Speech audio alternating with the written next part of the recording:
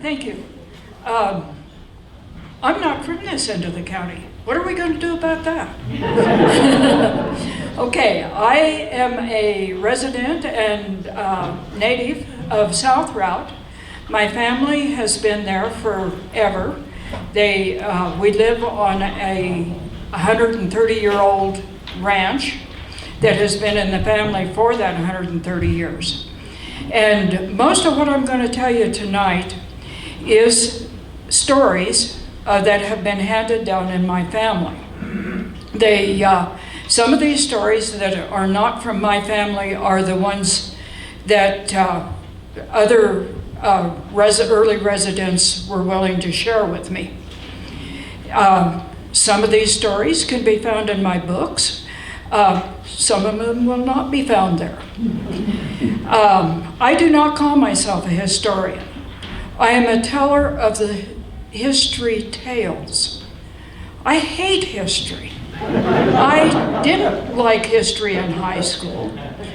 I hated having to spell those names and remember the dates. What dates I give you are going to be written down. If it is not necessarily actual history, I will probably tell you that it's a legend or a handed down story. I do try to keep it straight. Well, sometimes. You're a historian. I see some historians that are here. There is more than one person here that is a collector of history. Anyway, let's start back and give a little background. Routt County, when in the 1880s, well, let's go back just a little further than that. Let's go back to 1870. Well, maybe a little further than that. Let's go back to the mid-1800s. 1/3 of Colorado, what is now Colorado, was Ute reservation. 1/3 of it. Okay, let's go forward. 1870s, Steamboat was not part of the reservation, but some of the other Routt County was. Did the Utes come along and say, oh, there's a line on the ground right here. We're going to stop right there. We're not going to go any further. No, they enjoyed bathing in Steamboat Springs. They enjoyed bathing in Idaho Springs, Glenwood Springs. They enjoyed hunting in all of western Colorado. And throughout the mountains, they were known to visit Colorado Springs quite often. So, yes, it has changed considerably since that time. Okay, one of the other things that I wanted to bring us up to date on, what they call the Meeker Massacre, 1879. Okay, this was the time that Nathan Meeker was the Indian agent for the Ute Nation.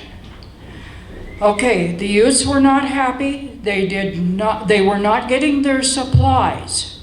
So the Meeker Massacre was when Nathan Meeker and some of his other people were killed. This brought on, and there's several reasons for that we're not going to talk about tonight. This was brought on the removal of the Utes from Routt County in 1882. Okay, 1882.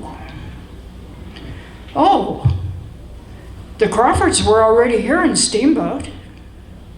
There was already quite a few people coming into the Craig area with their cattle.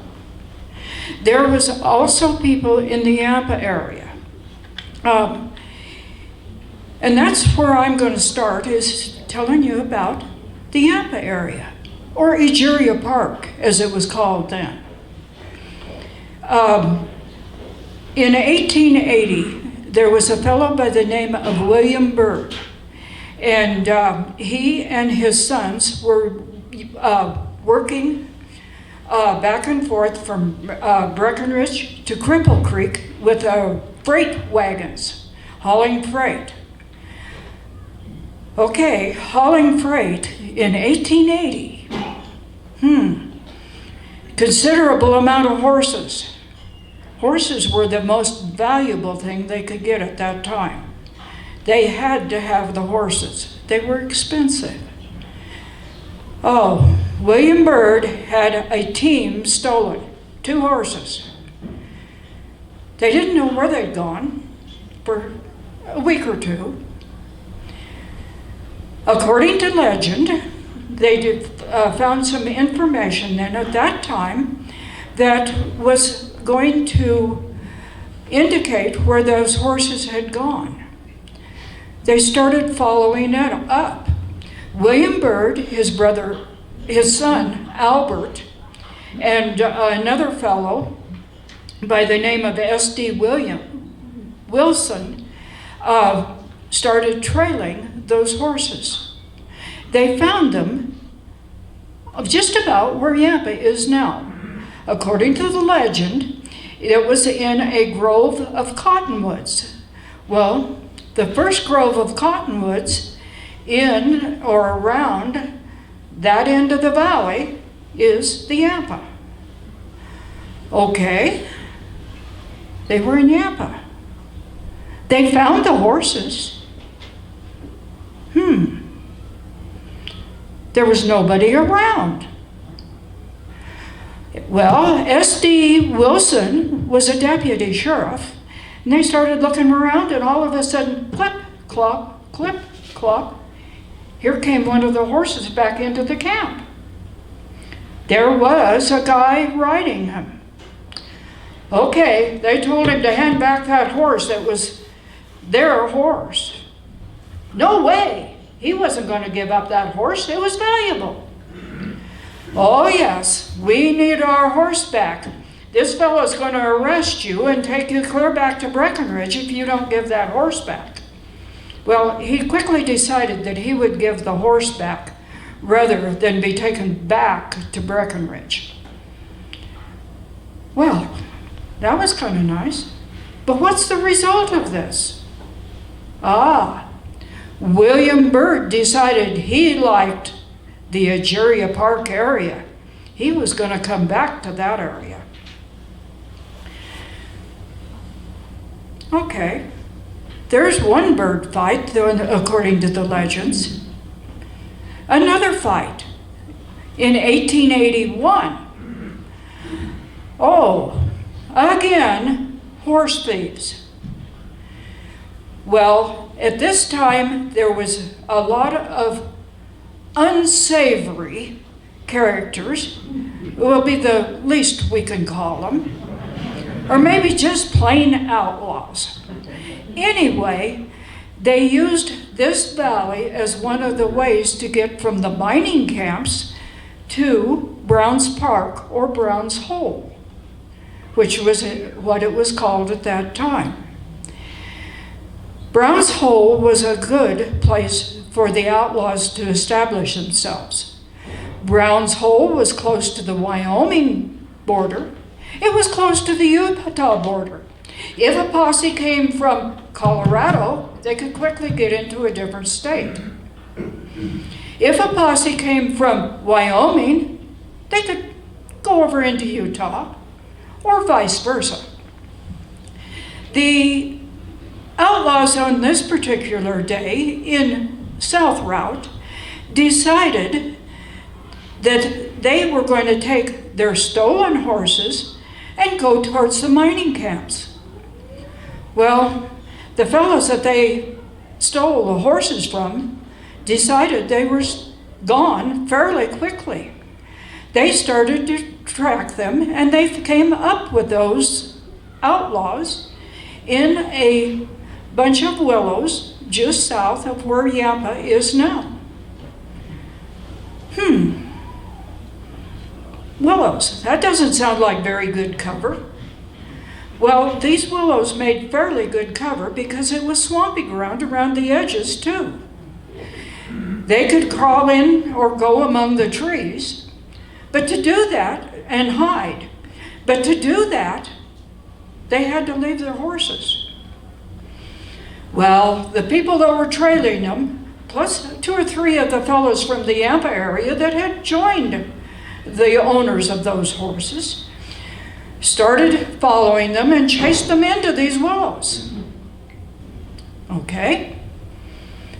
It started getting dark. They couldn't see very well. But they had the horses. Oh, wait! There's somebody over there! Bang! Bang! Hey! You almost hit me! It was a member of the posse.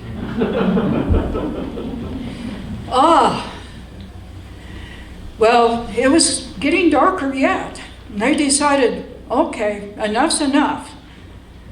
They took the horses all back to Tom Watson's cabin.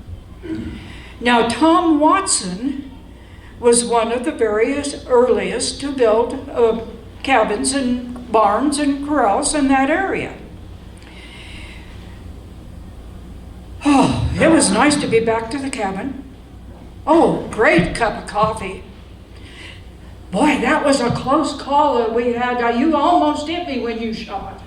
And they were having a grand time, drinking their coffee, maybe eating a bite of supper. And all of a sudden, the door was slammed open. The outlaws came in and held the posse up. Okay, now what do? The outlaws said, "You may think we're going to walk out of this country on foot, but we're not." One of the outlaws stayed in the room with the posse and held them at gunpoint.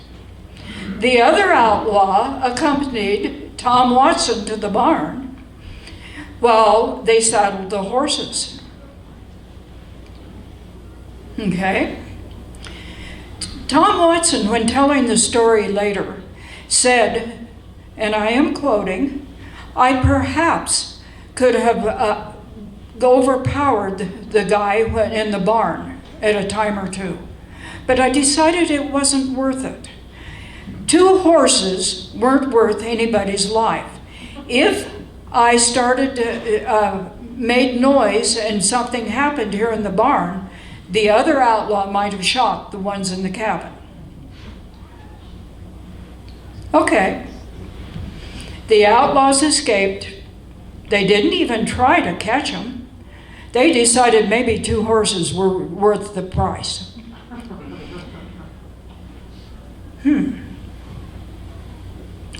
The third fight in the Yampa area. And it's the one that probably is the most famous one of the bunch. If you've lived in Routt County very long, or if you happen to be related to the birds, you've probably heard about the bird fight. The bird fight happened, and as close as I can tell, in 1882. I have collected 11 different versions of the bird fight.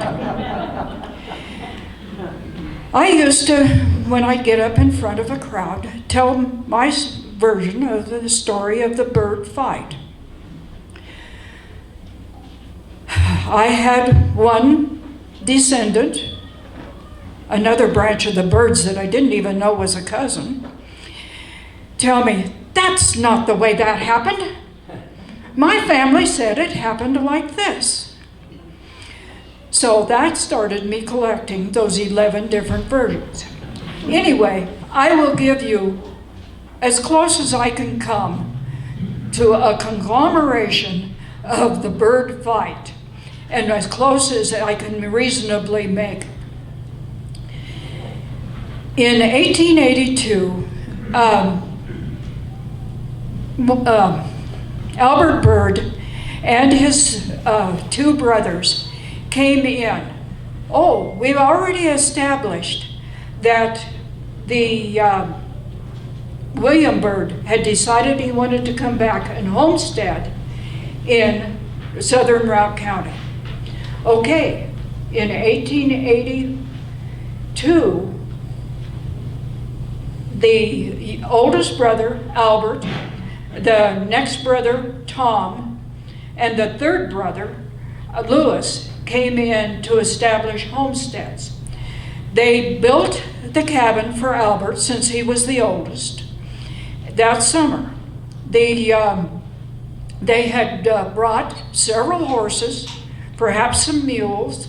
They had brought winter supplies. They had brought all of their things on pack horses. They didn't try to bring in wagons at that time. The roads were non-existent. To get wagons in was nearly impossible. So they packed their supplies on their horses. They had heavy stuff. They had their pots, pans, size, whatever. They had boots, which brand new pair of boots belonging to Lewis. They had, as I said, winter supplies, which would be food for 3 hungry men to last through the winter. In the meantime, they were going out every afternoon to cut with their size the native grasses out in the open areas among the willows. They were going to have to feed those horses through the winter. While they were gone one day, those outlaws came past. Someone stole all their winter supplies, including that new pair of boots belonging to Lewis. Well, when they got back to the cabin that night, they decided they had to do something. So they started tracking those outlaws down the canyon, down the river. They caught up with them in what we know today as Oak Creek Canyon, or the Oak Hills. That's pretty well established in almost every version. Almost every version. Well, there was a fight. Nobody knows who shot the first shot. Nobody knows who killed who. When the fight was over, both outlaws were dead, and the second son, Tom Byrd, was killed. Now, I can verify that Tom Byrd was killed. I can show you his grave. They took him back up and buried him on the place where Albert was going to homestead. Okay, after Tom was killed, Lewis and Albert decided that they really didn't want to stay the winter there in Egeria Park. They went back to Florescent, where the rest of the family was and living, and where their mother was, so that they could tell their mother that Tom had been killed. Again, some of that I can verify. Some, you take your own guess. Oh, fights. Outlaws. Oh, surely there weren't that many outlaws in this area. When I was a kid, I used to ask my grandfathers and my great uncles, were there any bad guys in this area? What was the fights? Were there? Oh no, this was a really pleasant place to live. It was a grand place. It was a very pleasant place. There was no outlaws, there was no problems.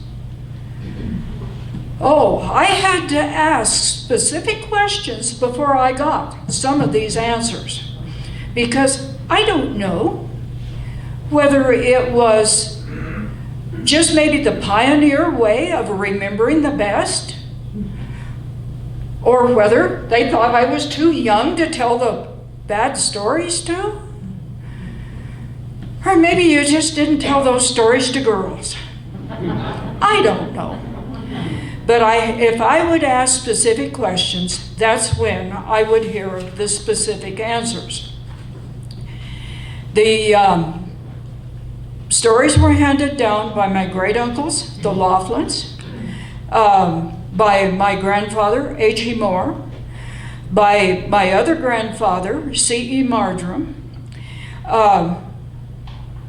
Some of the stories, as the years wore on, and my one grandfather in particular got a little older, seemed to be a little better, longer, fancier story. I did not include any of those in those books. Most of what's in those can be verified, one way or another. Oh, outlaws. The fourth bad guy in what we will call Lower Egeria, or what is today Yampa, was Joe Ward. His story is very well verified in many different places. Joe Ward came in 1883. By the summer of 1883, he was living in what we now call the Van Camp cabins. They're in Yampa. Those cabins are still there. Some of the original cabin is still in that particular location. He was living there with his family. Joe Ward. Bad guy? Good guy. He was kind of a bad guy, I guess, according to what the old timers all said. He came in one day into town and he says, I just shot a fellow by the name of Fox. What are we going to do about that? 1883 in Egeria. What are we going to do about that? Just at that time, Tom Gibbs came riding into town. There's some guys out there, they were killing all of our cattle, our fat cattle, loading them into wagons.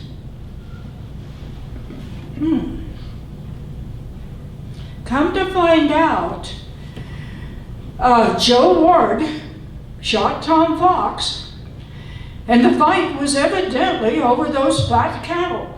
Joe Ward and Tom Fox had a falling out. They were rustlers. They were shooting, killing, butchering, and loading the cattle into wagons.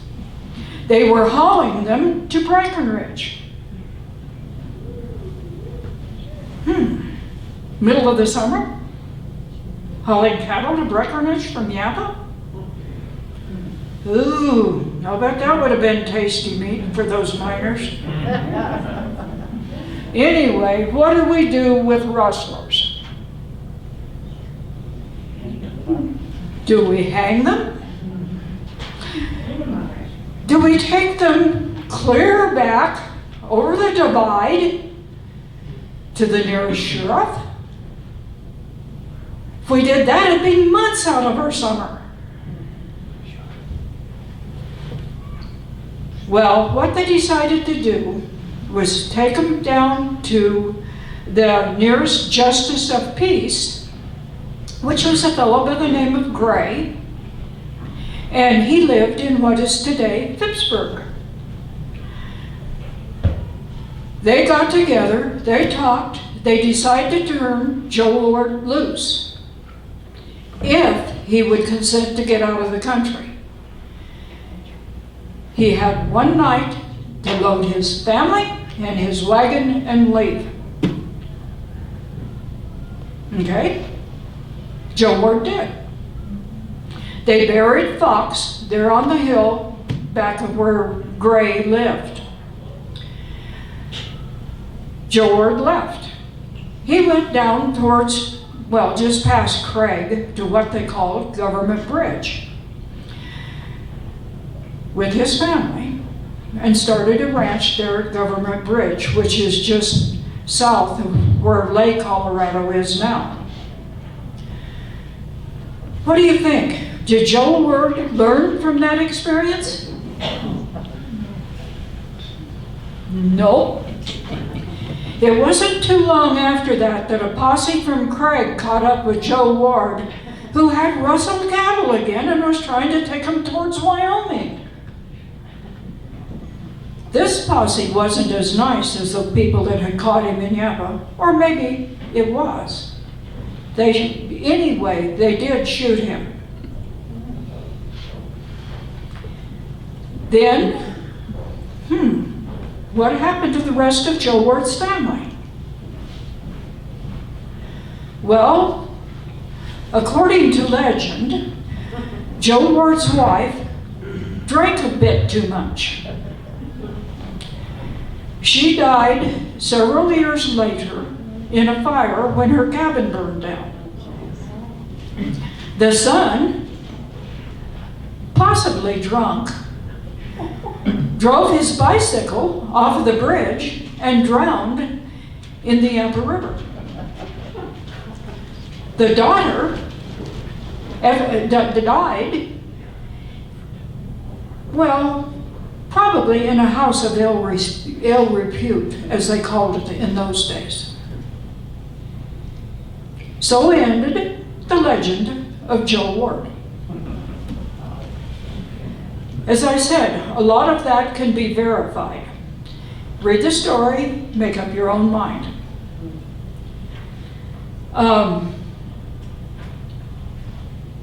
The valley, the Yampa Valley, beautiful country. We all love it, or we wouldn't be here. You know, those early settlers and the outlaws liked it too.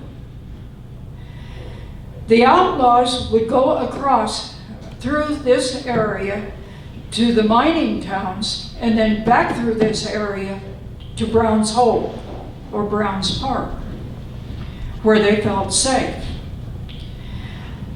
The outlaws that we just told you about possibly were going from one area to the other like that. So was this part of the so-called outlaw trail? Maybe. What is the outlaw trail?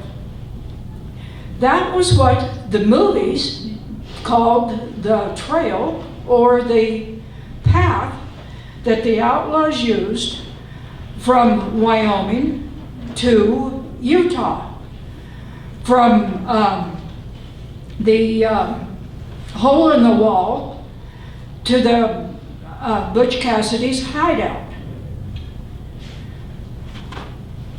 Oh, Brown's Park. Early day Brown's Park. Exciting? Maybe. Ordinary settlers there? Of course. Outlaws there? Probably. One story told by the Chews was that a girl, she went by the name of Leah at that time, and her brother, Harry, Leah was 8, Harry was 11. Their father would go into town occasionally and leave them at the cow camp. They were on the Utah side of Brown's Park. The kids got along very well by themselves. Sure, they sound young by today's age, but they were pretty dadgum self-sufficient.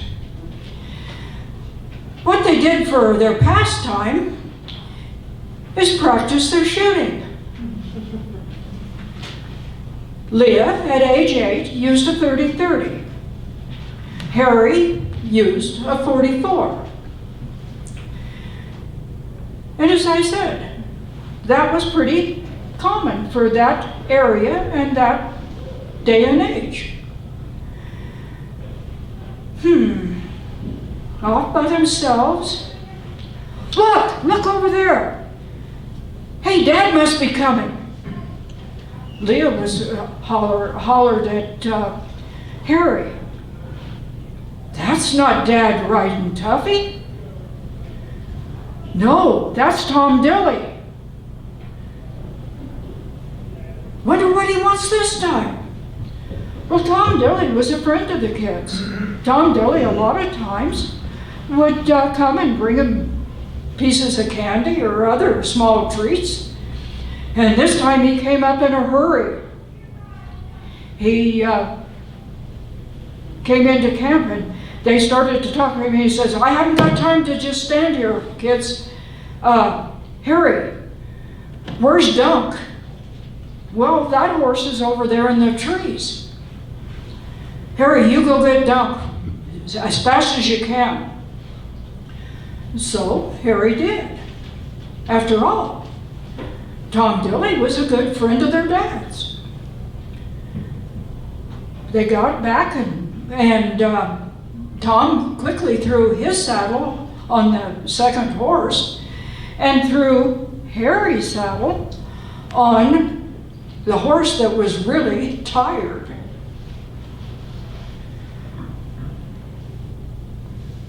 Well, Tom Dilly said, listen, kids, listen carefully. Pretty soon, in just a little while, there's going to be 4 or 5 guys coming down that trail down that I just came down. When they do, you've got to go over here and hide in these rocks. One of you on one side of the trail and one on the other. Now, you listen carefully. Harry, you shoot. When they get to that tree, you shoot. Just in front of them. Don't you hit anybody. Don't you hit any horses. Now, they may or may not come on. If they start to come on, Leah, you've got to shoot. And don't you hit any horses. Don't you hit anybody. And don't you let them see you guys. You hide in those rocks. Okay. And Tom Dilly took off on the fresh horse. Well, Leah said in her account of the story that it seemed like hours. Maybe it was even 20 minutes. And a group of horsemen came up through the area. Yes, Harry shot. Poof! Kicked up the dust in the trail right in front of him. Leah looked over. There was a cloud of black smoke up above Harry's head. They're going to know exactly where he's hiding. But she did like Tom said. When 2 of them decided to come on, the rest of them were still kind of standing there. She shot down just in front of him and kicked up more dust. Now there's black smoke above my head. Well, those horsemen decided it wasn't worth it to come on up that trail. They turned around and left. Well, Harry waited a little bit, and then as soon as those horsemen were well out of sight, he started to go back and he says, I know Tom Dilly wouldn't want this horse to stand here with his saddle on all night. We'll unsaddle him and picket him. So he took the saddle off the horse. Well, just at dusk, they looked up and their father came riding in. And their father said, did you see anything of Tom Dilly? And the kid said, yeah. He picked up your horse Dunk. Oh, I see. And that's all Mr. Chu said. The next day, a friend of their father's came to visit, and they overheard that Tom Dilly had gotten in a fight in a bar and shot a sheepman. So he was running down the outlaw trail towards Wyoming.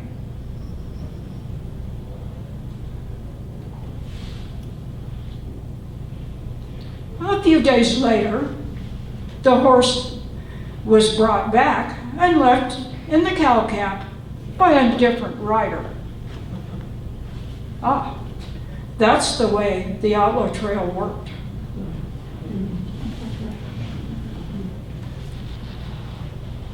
Okay, were all of the outlaws bad guys? Maybe. Were all the settlers good guys? Well, maybe.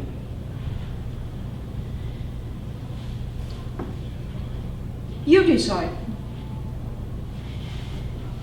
Okay, another thing that maybe you have heard of in this area is a war between the Cattlemen and the Sheepmen. A war? Well, maybe not actually a war, but there were certainly several fights between the Cattlemen and the Sheepmen. There were several reasons for it. Probably the biggest reason was lack of range, lack of grass, lack of any enough pasture to satisfy the big cattle outfits. And the sheepmen, a lot of them ranged in Wyoming. They had grass along the railroads there. They ranged in Utah. The Routt County cattlemen, and Routt County at that time included what we know as Moffat County until 1911. But the cattlemen all banded together and said, we are not going to let sheepmen down into Colorado, period. And the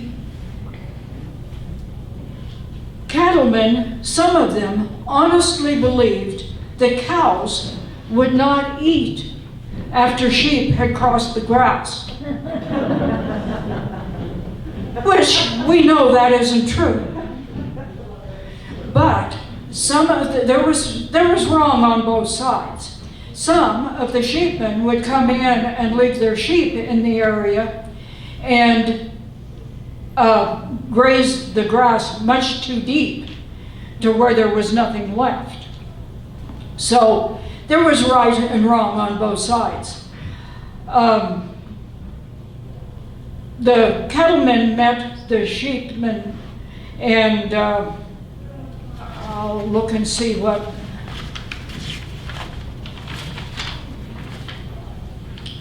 the one guy's name was.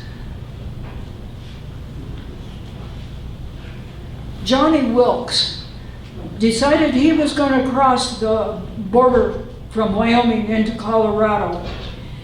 And that was in 1890. The cowboys, the cattlemen, met him on the Wyoming line and said, you will not come any further. Johnny Wilkes decided he had to. His sheep were starving. Well, it was not pretty. They killed a bunch of the sheep. Okay. That pretty much ended the dispute for a few years. In 1911, the sheepmen decided to try it again. There was lots of range here, up on the top by Rabbit Ears, over on the top of Gore and so on. And we know that sheep like and do well in the high country. The sheepmen decided they had every bit as much right to that ground as the cattlemen. "No, you're not," said the cattlemen. "But we need it," said the sheepmen. Again, the cattlemen met the sheepmen at the Wyoming line and turned them back. Again, they probably killed some of the sheep. Again, it kind of settled down, and probably the biggest dispute was in 1920. In about that time, the range was getting settled from all directions. There were homesteaders claiming and fencing. There were small cattlemen fencing areas. There were the big cattle outfits, particularly down around the Craig area and that area that were pushing up this way. There were some of the big outfits down around the Eagle Valley pushing up over that direction. So the cattlemen were being pushed from all directions. The sheepmen were having the same problem in Wyoming. There was not enough land for what they were trying to raise in the way of animals. The sheepmen decided to push it again. They started coming down through, and this time a sheep herder was killed as well as a bunch of sheep. It was hot enough tempers that they actually brought the Colorado militia into Craig and to stop some of the dispute between one and the other. There was a fellow in Hayden, Ferry Carpenter. He was a lawyer. He was a big cattleman. But something had to be done. He went back to Washington, D.C., and he talked the federal government and sponsored what they call the Taylor Grazing Act. Okay, this pretty much settled the cattle-sheep wars. The sheep were allowed to come into Colorado and Routt County and here in the Steamboat, Yampa area on certain sheep driveways. One of them's down across the top of Rabbit Ears.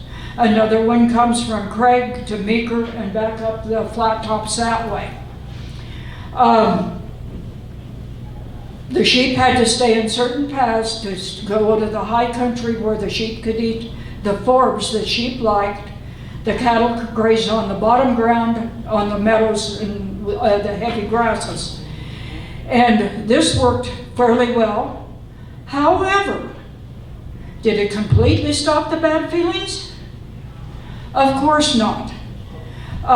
Even as late as 1927 through 1930, when they would trail the sheep from Yampa up what they call the river road towards Stillwater Reservoir, the sheepmen were pretty careful to stay on the road, on the county roads, rather than let their sheep go out into somebody's land along the way. So it was years before there was very good feelings between them. And I don't know, how are we doing on time?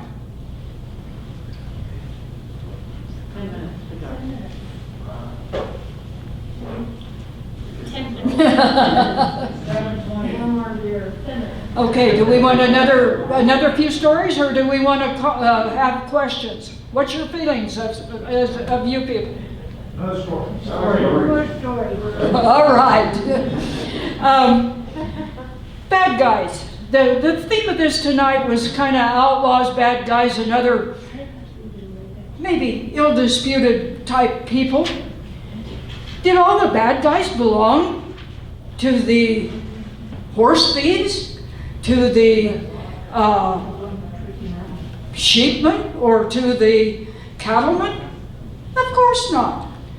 You can find somebody that'll create a fight in any profession. The lumberjacks, the timber beasts, Yampa had a lot of timbering in the area. At one time there was as many as 23 sawmills around the Yampa area. The sawmills were not big. It wasn't like back around the Great Lakes area. The sawmills were mostly, not all, but mostly family-owned small operations. They would have maybe 5 to 20 people working for them. Most of the time was about the maximum. Were those people very quiet and very peaceful? Of course, some of them were. Some of them were family men. Some of them had their families right there in camp, in the lumber camps with them. I have photos of several families that lived in the lumber camps. Were they all peaceful? No. There was one guy by the name of Sid Wheeler.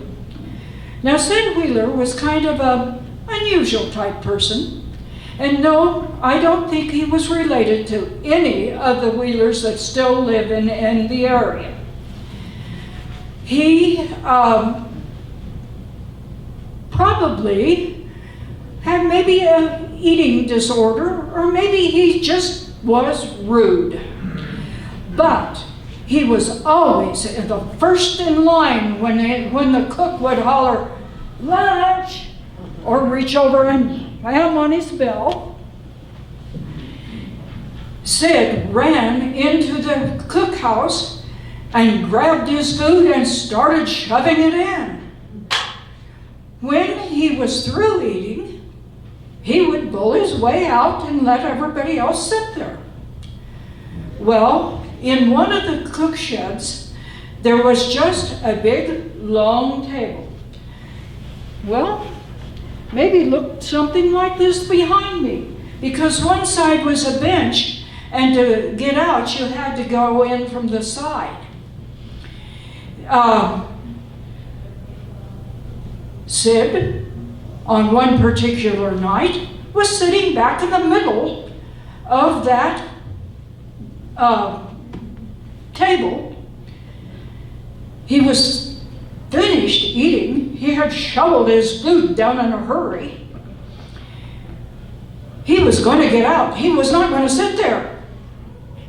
He started to crawl underneath the table.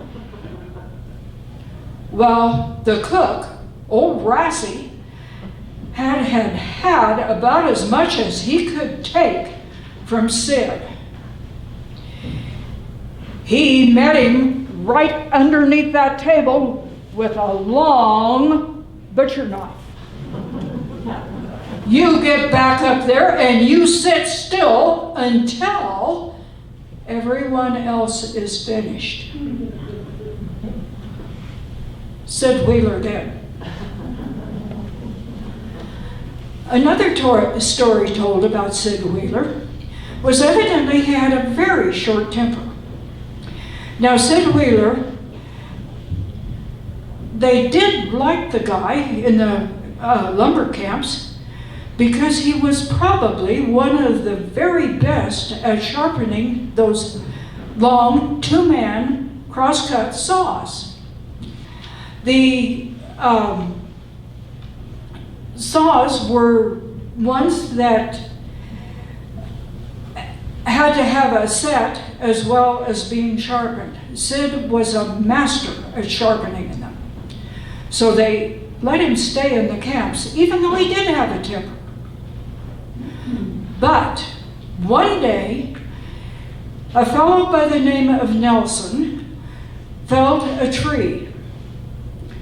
It did not go in the direction that Nelson thought it ought to go.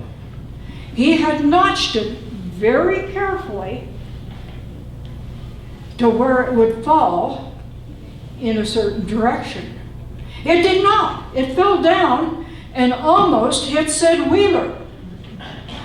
Sid was furious. "You're trying to kill me! You're trying to kill me!"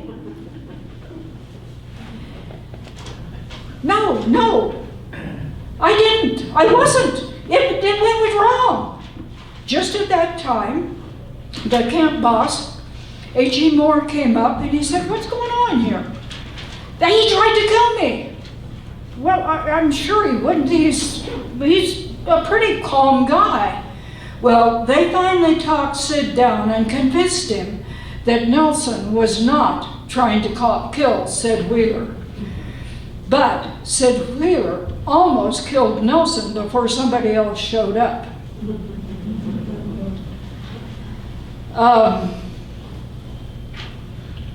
Were the lumberjacks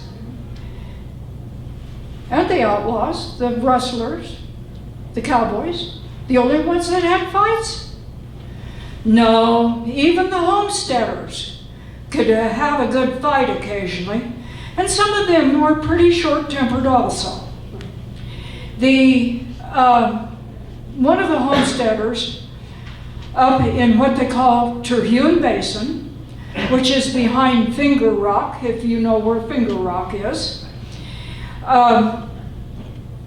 they were threshing on his place one day, which would have been in the fall. And to run the threshing machines, you go to each different homestead and bring the threshing machine there and thresh the grain that had been raised on that plot of ground. The threshing machines were expensive enough that they could not be owned by each individual homesteader. So there was probably 4, maybe 5 machines in the upper end of Routt County. And by 1930, there was probably that many or something like that on this area in this end of the valley. Some of them are very well documented, some are not. My story on Terhune Basin was that the threshing machine was up there one day, and they had had a very, very good crop of grain that year. And the fellow that owned the grain was sacking it in sacks as they came from the threshing machine. Sometimes they just piled it in piles and then shoveled it into bins. This time they were putting it in sacks. He did not have as many sacks as he needed, but he knew he could borrow some from one of the neighbors down the way. Oh, that created a problem, because they had to go across another man's land. 40 acres belonged to a fellow who had closed all the gates and said no one was to come across his property. No one was to come across his property. Well, the fastest way to get those sacks was through this 40 acres. They decided to send a young teenage boy. He would have been about 17, 16, probably 16 at the time. His name was Melvin Burris. They decided to send him down to get the sacks. And he asked the fellow who owned the grain, he says, "Are you sure you want me to go down through that guy's place?" And, well, yes, that's the closest way. You just explain to him what the problem is. I'm sure he won't mind. Okay, Melvin took off, went down through that area. Well, there was a barbed wire gate. One side was up on a hill, and one side was down off the bank into the road. The owner of that 40 acres didn't see Melvin, or maybe he did, when he was going down through.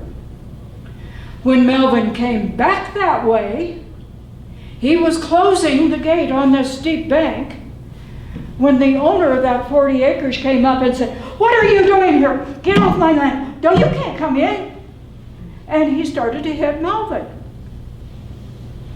Wham. Melvin said, "Wait, wait, wait. I'm just getting some sacks. I'm not going to be here. I didn't hurt anything. I even closed the gates both ways. Well, the owner was just furious. He was jumping up and down, and he started to try to hit Melvin again. Well, Melvin was up on the bank. He had a little bit of an advantage. And the owner of those 40 acres was a little bit excited and probably wasn't punching real straight.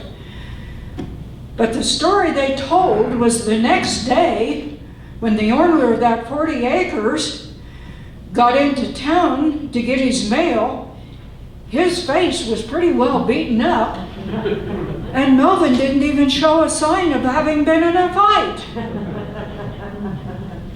It was too good a story to not be told, that this guy that couldn't get along with anybody got beat up by a 16-year-old boy. Okay, we'll let that go.